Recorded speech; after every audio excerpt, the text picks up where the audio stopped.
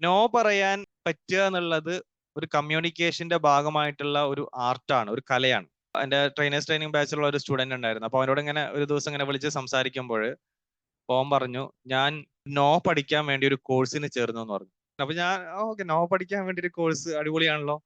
അപ്പൊ എന്നോട് പറഞ്ഞു അത് 25 ലക്ഷം രൂപയായി എന്ന് പറഞ്ഞു.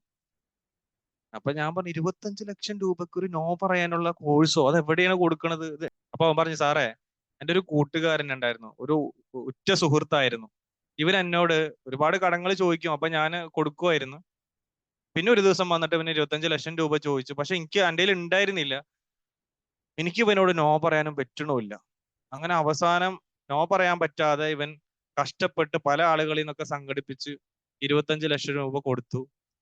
അതോടുകൂടി പിന്നെ അവനെ അവനെ കാണുന്നുമില്ല, അവനത് തിരിച്ചു തരുന്നുമില്ല. അതോടുകൂടി ഇപ്പോ ഞാൻ സൂപ്പർ ആയിട്ട് നോ എല്ലാവരോടും പറയുന്നുണ്ട്.